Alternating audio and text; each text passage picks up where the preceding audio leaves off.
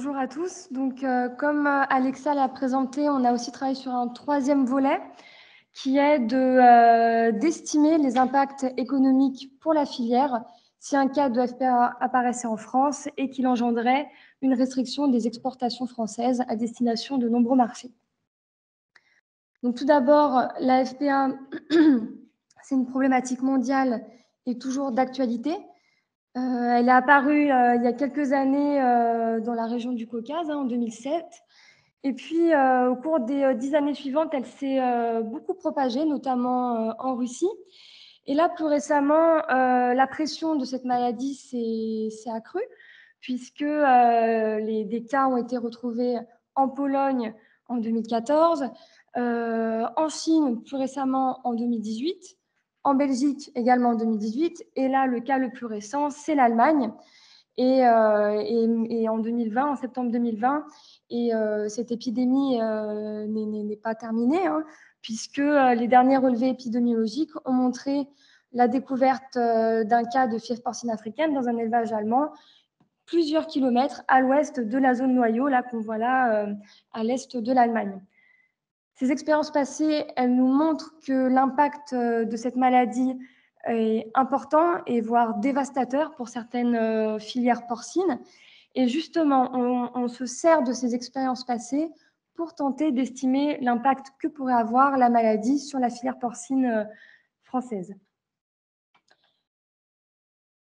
Alors, au cœur finalement des enjeux liés à la FPA se retrouve la question des exportations, puisque finalement, un pays qui est normalement touché par la FPA, aujourd'hui, n'est pas censé subir des restrictions à l'exportation si les autorités suivent les recommandations émises dans le Code terrestre de l'OIE. Ce principe est en théorie accepté par tous les États membres de l'OMC, mais les expériences passées nous ont montré que certains pays ne respectent pas ce principe. Et la problématique est là, puisque ce sont des pays gros consommateurs de porc qui importent beaucoup de porc.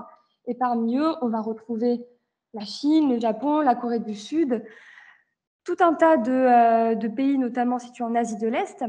Et l'enjeu est véritablement là, c'est dans la restriction des exportations vers ces marchés-là. L'arrêt des exportations qui est en général brutal, qui est immédiat, il entraîne de nombreuses conséquences pour les filières porcines. Donc, tout d'abord, une des premières conséquences, c'est une réaffectation des flux d'exportation vers d'autres débouchés. Mais en général, cette réaffectation des flux, elle n'est que partielle. Elle ne se fait pas sur la totalité des volumes habituellement envoyés. Et puis, elle engendre aussi une moindre valorisation de l'exportation, puisqu'en général, elle se fait vers des destinations, la réaffectation des flux, elle se fait vers des destinations moins rémunératrices à l'export. Pour le cas de l'Allemagne, par exemple, les Allemands ont envoyé davantage de viande vers l'Afrique ou vers des pays d'Amérique latine, des marchés beaucoup moins rémunérateurs que la Chine ou le Japon, par exemple. Cette restriction des exportations, elle entraîne également des conséquences sur le prix du porc, en général des baisses fortes de prix du porc qui se répercutent sur les autres maillons de la filière et notamment sur le maillon des pièces de découpe. Une dernière conséquence à prévoir, c'est également un changement des dynamiques d'importation du pays infecté, mais on ne s'est pas trop penché sur la question pour le moment, puisque finalement cet impact est mineur à côté de toutes ces autres conséquences que je viens de vous lister. Donc, pour estimer les impacts potentiels d'un cas de FPA en France, on s'est tout d'abord intéressé à la situation allemande et on a tenté d'évaluer l'impact de la FPA en Allemagne. Une fois cet exercice réalisé, on a ensuite extrapolé ces résultats à la situation française dans deux cas, deux situations un peu différentes.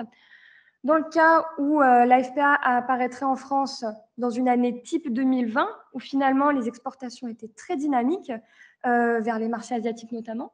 Mais on a également réalisé cet exercice sur des résultats moyens, les moyennes des 5 dernières années, entre 2015 et 2019, pour avoir une fourchette et un ordre d'idée des impacts potentiels. Pour étudier l'impact de la FPA en Allemagne, on ne pouvait pas se contenter simplement de regarder l'évolution du cours du port avant et après la FPA, parce qu'on n'aurait pas pu distinguer les évolutions en tendance, les évolutions saisonnières du cours du port. Elles se seraient mêlées finalement à l'impact de la FPA effectif. Et en plus, un deuxième problème auquel on est confronté, c'est que la situation elle est complexifiée par cette crise de Covid-19 qui perturbe les marchés. Du coup, on s'est intéressé à une méthode économétrique, la méthode des doubles différences. Alors, cette méthode, elle s'attache finalement à comparer deux groupes d'individus. Donc, d'une part, le groupe étudié, l'Allemagne, qui subit la FPA et la restriction des exportations, et un groupe témoin, donc ici, on a choisi l'Union européenne, qui, lui, ne subit pas cette restriction des exportations. Donc, je vais vous donner l'exemple pour le prix du porc. On va en fait regarder l'évolution du cours du porc avec et sans la FPA, et ensuite, on va soustraire ces résultats entre le groupe témoin, l'UE et l'Allemagne. Et c'est ce que vous voyez sur le graphique, là, le 7 écart, donc issu de la soustraction, ce sera l'effet moyen estimé de la FPA. On réalise cette analyse d'impact sur 3 variables. Tout d'abord, les exportations, en volume, en valeur et en prix, sur le prix du porc, et également sur le prix des pièces de découpe.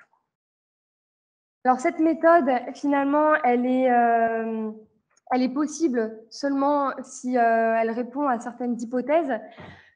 La première hypothèse, c'est que les marchés allemands et européens réagissent de la même manière, ont un fonctionnement similaire.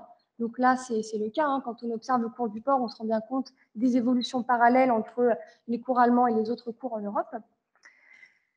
On a également travaillé sous une hypothèse que si la France on retrouvait un cas de FP en France, les Français, eux aussi, seraient touchés par des restrictions d'exportation, notamment vers ces marchés asiatiques, la Chine, le Japon, la Corée, par exemple. Et on travaille aussi sous l'hypothèse qu'il n'existe pas d'accord ni de zonage ni de compartimentation entre la Chine et la France afin de simplifier cet exercice de simulation. Enfin, on a considéré que l'impact d'un cas de FPA serait plutôt négligeable sur la consommation de porc en France et que finalement, les conséquences économiques des restrictions d'exportation seraient à chiffrer sur une période d'environ 12 à 14 mois, finalement, le temps que la crise sanitaire en élevage soit résolue et que toutes les mesures proposées, notamment par l'OIE, soient mises en place pour retrouver le statut indemne de FPA. Donc pour l'Allemagne, le marché allemand, dès l'an dernier, dès que le cas de FPA a été retrouvé en Allemagne, le marché allemand a subi d'importantes perturbations sur le marché à l'export, et notamment quand on regarde les exportations allemandes, ne serait-ce qu'en volume, on se rend compte qu'il y a eu une redistribution des exportations allemandes. Alors, en orange, ce sont les destinations vers le marché européen des exportations allemandes. Et on se rend compte qu'il y a eu une hausse des exportations allemandes vers le marché européen, tandis que les exportations allemandes vers l'UE étaient affectées à la baisse. Néanmoins, on se rend compte que l'impact de la FPA sur les volumes exportés est plutôt moindre, puisqu'on se retrouve dans des volumes similaires, dans un cas où l'Allemagne est touchée par la FPA et dans le cas où elle n'est pas touchée. Par contre, en valeur, là, l'enjeu est ici, puisqu'on se rend compte qu'il y a une forte baisse de la valorisation des exportations allemandes pour les viandes et les coproduits. Et ça, on l'attribue aussi au fait que l'Allemagne a pu trouver des relais de croissance à ses exportations, mais des relais de croissance moins rémunérateurs, comme je vous le disais au début. Donc finalement, en termes de chiffres, l'impact de la FPA sur les exportations allemandes a engendré une baisse d'à peu près 100 000 tonnes de viande et de coproduits, et une baisse et un impact en termes de valeur de 1,6 milliard d'euros pour les exportateurs allemands. Donc, dans ce contexte-là, lorsqu'on souhaite estimer l'impact de la FPA, tout d'abord, à destination des marchés tiers, la FPA pourrait avoir un impact, en fait, les volumes seront redistribués à destination de l'Union européenne. Du coup, la FPA entraînerait une hausse des volumes exportés à destination de l'Union européenne, de l'ordre de 33%. Par contre, à destination des marchés tiers, là, l'impact est clairement négatif, puisque la FPA entraînerait une baisse des exportations sur les marchés tiers de 62% en volume. Et finalement, sur l'ensemble des débouchés, si un pays est affecté par la FPA, le pays pourrait s'attendre à une baisse de l'ordre de 16% de ses exportations en volume. On réalise la même analyse en termes de valorisation. Et là, pour le coup, on tombe sur un impact moyen de la FPA de l'ordre de 30% de la valeur des exportations. Donc, c'est quand même un impact qui n'est pas négligeable et qui ne sera pas négligeable pour la filière française.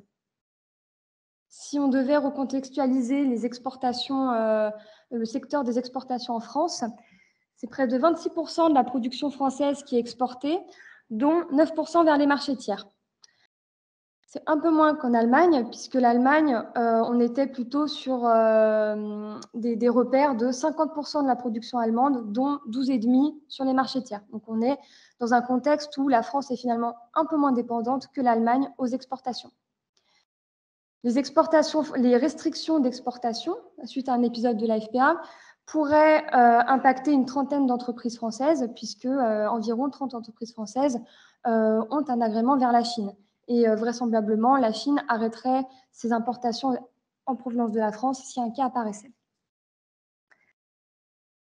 La France, dans nos deux scénarios, dans une année 2020 où l'export est très stimulé, c'est un peu moins de 800 000 tonnes annuelles de viande exportée, de viande et de coproduits, et dont une majorité quand même sur le marché européen. Mais en 2020, on voit bien que la part des exportations françaises à destination des marchés tiers est un peu plus élevée que dans des années moyennes 2015, 2016, 2017, 2018, 2019.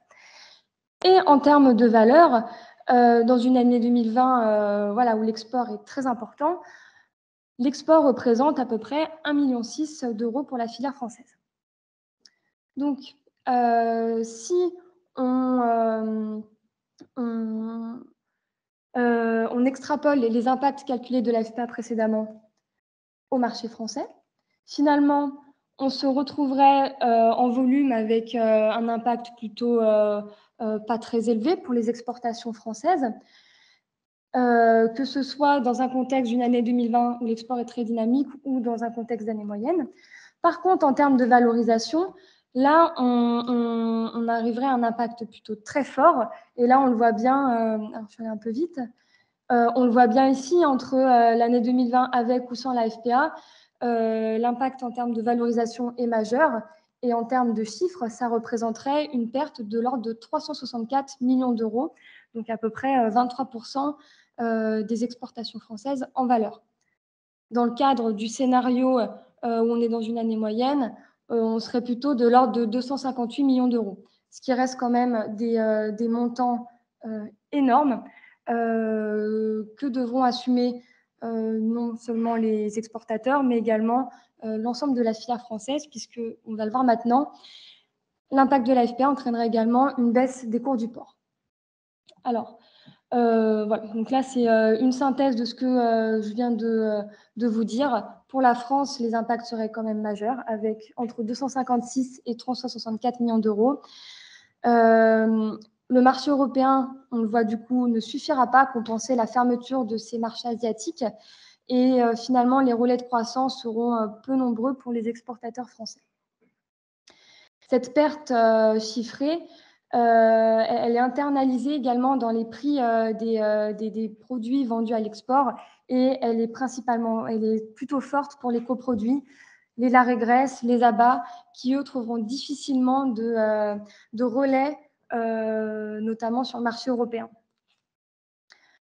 Donc, si on s'intéresse maintenant à l'impact de la FPA sur les prix à la production, on a dans ce cas-ci comparé l'impact entre ce qui s'est passé sur le marché allemand et la moyenne des prix en France, Pays-Bas, Danemark et Espagne pour un peu préciser le groupe témoin et pour s'approcher au mieux de la réalité.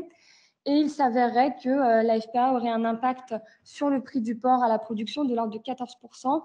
Donc, en Allemagne, c'est assez illustré par un impact de la FPA de l'ordre de 23 centimes par kilo.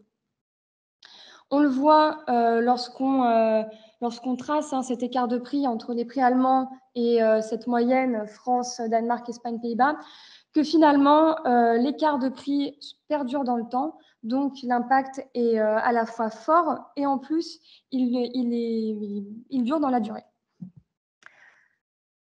Cette situation extrapolée à la situation française, on arrive également sur des conséquences économiques plutôt fortes, puisque cette perte serait estimée pour la filière française entre 21 et 23 centimes selon la période retenue, soit selon si on est sur une année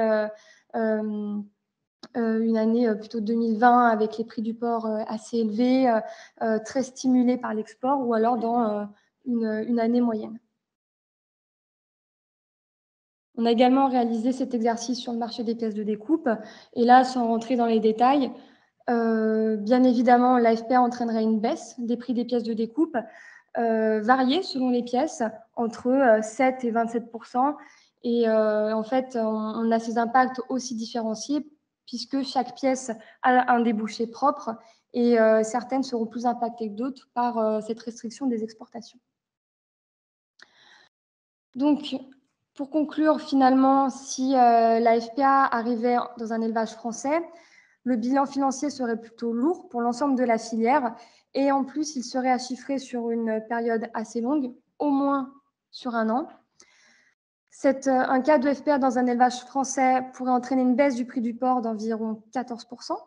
Donc, selon la situation conjoncturelle dans laquelle on se trouve, le préjudice pour la filière peut être très important. Cet impact devrait se répercuter sur le prix des pièces de découpe de 6 à 27% selon les pièces. Mais certaines pièces auront plus de difficultés à trouver de la valorisation, notamment pour le cas de la longe et des coproduits qui, eux, trouvaient débouchés sur l'ensemble des marchés asiatiques. Et puis, pour le marché de l'export, le cas d'AFP en France entraînerait une perte nette pour les exportateurs de 256 à 364 millions d'euros. Donc, le bilan serait plutôt lourd pour la filière. Voilà, je vous remercie. Merci, Elisa Husson.